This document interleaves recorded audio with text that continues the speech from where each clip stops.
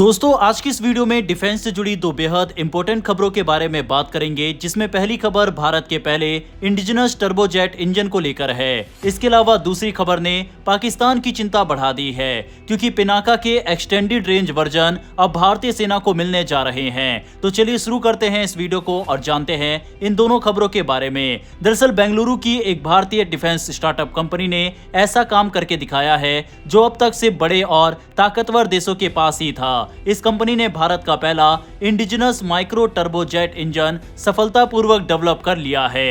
ये खबर इसलिए बेहद खास है क्योंकि जेट इंजन टेक्नोलॉजी को दुनिया की सबसे जटिल और संवेदनशील तकनीकों में गिना जाता है और भारत अब इस क्लब में मजबूती से एंट्री कर चुका है। ये माइक्रो टर्बोजेट इंजन आकार में भले ही छोटा है, लेकिन इसकी ताकत किसी भी तरह से कम नहीं है। इसका वजन करीब 20 किलो के आसपास है, लेकिन ये लगभग 4 किलो न्यूटन तक का थ्रस्ट पैदा करता है। लंबाई सिर्फ 80 सेंटीमीटर और डायमीटर लगभग 30 सेंटीमीटर है, यानी इतना छोटा इंजन जिसे आसानी से ड्रोन, लॉइटरिंग मुनिशन और भविष्य के बिना पायलट वाले एयर व्हीकल में इस्तेमाल किया जा सकता है। सबसे चौंकाने वाली बात यह है कि ये माइक्रोजेट इंजन लगभग 20 घंटे तक लगातार उड़ान को सपोर्ट कर सकता है। आज के समय में लॉन्ग एंडुरेंस ड्रोन और स्ट्राइक यूएवी की सबसे बड़ी जरूरत यही होती है कि वह ज्यादा समय तक हवा में रह सके।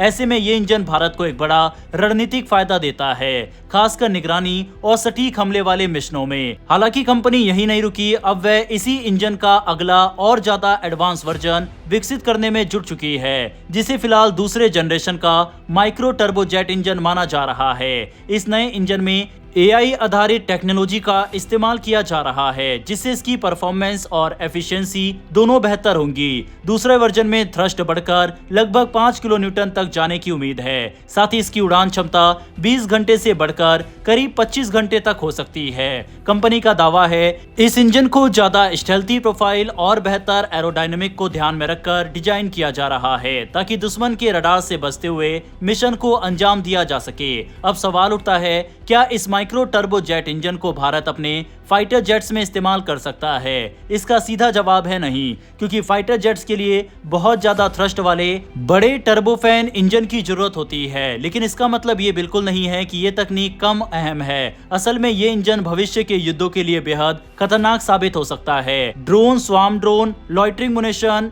स्टेल्थ यूएवी और एक्सपेरिमेंटल एयर प्लेटफॉर्म में इस तरह का माइक्रोजेट इंजन गेम चेंजर बन सकते हैं। सबसे बड़ी बात यह है कि अब भारत को इन इंजनों के लिए किसी विदेशी देश पर निर्भर नहीं रहना पड़ेगा। कुल मिलाकर ये माइक्रो टर्बोजेट इंजन सिर्फ एक टेक्नोलॉजी नहीं, बल्कि भारत की आत्मनिर्भर रक्षा क्षमताओं की ओर एक बहुत बड़ा कदम है। इसके अलावा दोस्तों, स्क्रीन पर आप एक तस्वीर देख सकते हैं। ये भारत में अपाचे हेलीकॉप्टर के पहुंचने की है, यानी कि आखिरी बैच भारत पहुंच चुका है और भारत की अपाचे फ्लीट अब तैयार हो चुकी है डिप्लॉयमेंट के लिए। अब बात करते हैं पिनाका रॉकेट की। भारत के स्वदेशी multi barrel rocket launcher system Pinaka के नेक्स्ट जनरेशन वर्जन यानी पिनाका मार्क 3 की लंबी दूरी की ट्रायल्स की तैयारियां शुरू कर दी गई है। ये वही रॉकेट सिस्टम है जिसने पहले ही अपनी ताकत और भरोसे को साबित किया है और अब इसका नया वर्जन सेना की मारक क्षमता को और ज्यादा बढ़ाने वाला है। मिली जानकारी के मुताबिक पिनाका मार्क 3 का प्री प्रोडक्शन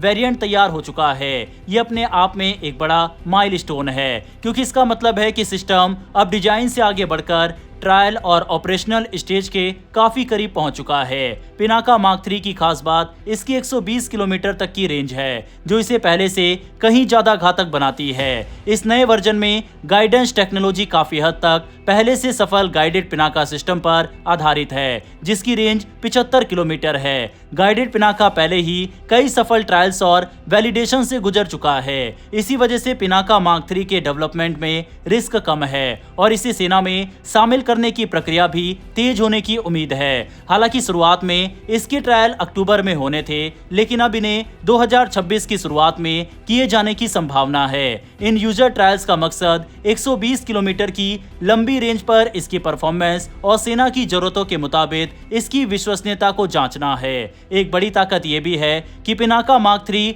मौजूदा पिनाका लॉन्चर्स के साथ पूरी तरह कंपैटिबल है, यानी भारतीय सेना को नए लॉन्चर खरीदने की जरूरत नहीं पड़ेगी। पड़ेगी। सिर्फ नए रॉकेट से ही फायर पावर बढ़ाई जा सकेगी। इससे समय और लागत दोनों की बचत होगी। ट्रायल सफल होने के बाद भारतीय सेना लगभग 2500 करोड़ रुपए के ऑर्डर को फास्ट ट्रैक करने की तैयारी में है। इसके लिए 2 प्रोडक्शन पार्टनर्स भी तय किए जा सकते हैं ताकि 18 से 24 महीने में बड़े पैमाने पर रॉकेट्स का निर्माण शुरू हो सके।